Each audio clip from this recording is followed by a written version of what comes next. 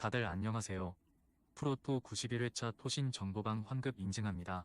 당첨금은 세후 금액인 거 알고 계시죠?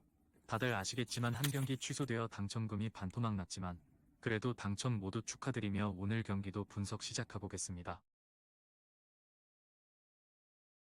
금일 첫 번째 경기 프랑크푸르트 대 마인츠 분석 시작해보겠습니다. 프랑크푸르트는 리그 연승에 성공하며 2위까지 치고 올라갔었으며 그러나 아우크스전 무승부에 이어 라이프치히에 패하며 레버쿠젠에 2위를 내줬고 포칼컵에서도 조기 탈락하고 말았고 유로파에서 선전 중이고 리그에서도 최상위권에 위치 중이지만 최근 분위기가 좋지 않기에 이번 경기를 통해 분위기 전환이 필요하고 집중력을 끌어올려야 한다. 팀의 주포인 마르무시를 비롯해 에키티케와 샤이비가 경기 내내 공격적으로 골을 노릴 것이다. 마인츠는 지난 라운드에서 리그 선두인 미넨을 제압했으며 한국 대표팀 이선 공격수인 이재성이 김민재가 이끈 미넨 수비 상대로 두 골을 터뜨리며 리그 선두 격파에 앞장섰고 그로 인해 미넨전에서 5년 동안 4승을 따내는 기염을 토했다. 볼프스전을 패하며 다소 주춤할 수 있었던 상황이었기에 의미는 더 컸다. 프랑크푸르트의 승리를 본다. 마인츠가 최근 5경기 4승으로 리그 7위까지 올라오는 등 분위기가 좋은 건 사실이다. 그러나 부진 탈출을 위해 홈에서 전력을 다할 프랑크푸르트에게 더 눈길이 간다. 케인이 부상 중인 현재 리그 득점왕에 가장 가깝다는 평가를 듣는 마르무시가 경기 내내 마인츠의 수비를 두들길 것이고 크나우프와 괴체가 적극적인 지원에 나설 홈팀이 승리할 것이다. 금일 두 번째 경기 호펜하임 대 메넨글라트 바흐 분석 시작해보겠습니다.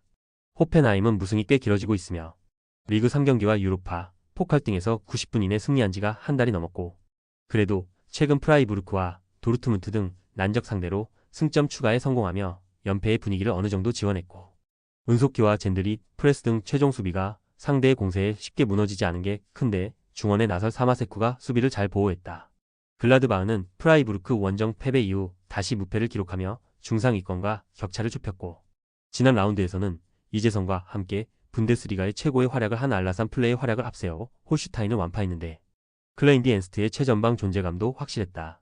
이 경기는 원정이지만 상위권 추격을 위해 공격적인 운영으로 나설 것이다. 글라드바흐의 승리를 본다.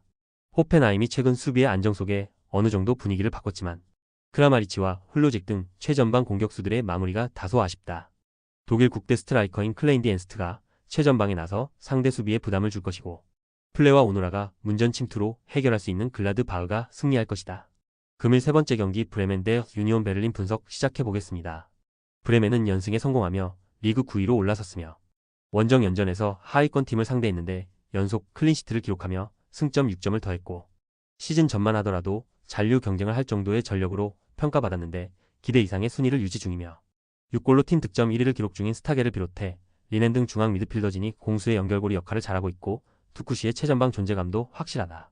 우니온은 지난 라운드에서 보험 상대로도 승점 3점 경기를 하지 못했고 슈투트와 레버쿠젠 등 강팀을 상대로 연패를 당하며 중위권으로 추락했기에 최하위 팀을 잡았어야 했는데 끈질긴 수비적 저항에 고전했다. 홀러바흐의 골이 나왔고 스카르크와 정우영에 이어 베르테센과 시에바추 등 모든 공격 자원을 기용했지만 끝내 보험의 수비를 넘지 못했다. 접전을 본다. 우니온의 최근이 좋지 못한 건 사실이다.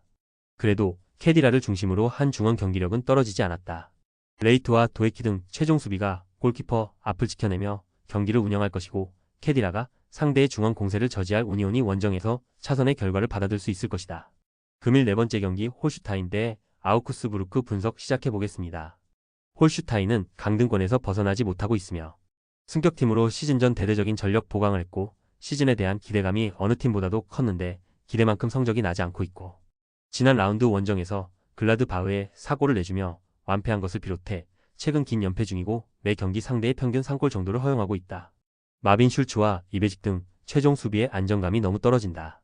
아우크스는 최근 두 경기에서 승점 1점 추가에 그쳤으며 그러나 레버쿠젠과 프랑크푸르트 등 우승 경쟁팀들 상대로 2패를 당하지 않은 건 나름 의미가 있고 필립 티에츠가 최전방에서 안정적으로 기회를 골로 만든 데다 공수 밸런스도 무너지지 않았다.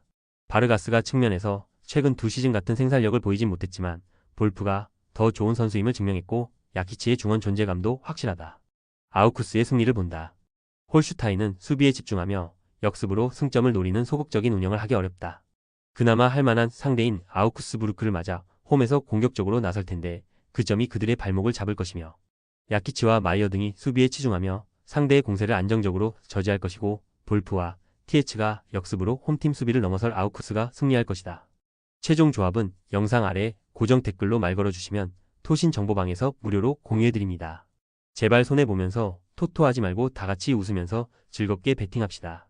함께 하실 분들은 부담 갖지 마시고 편하게 말 걸어주세요.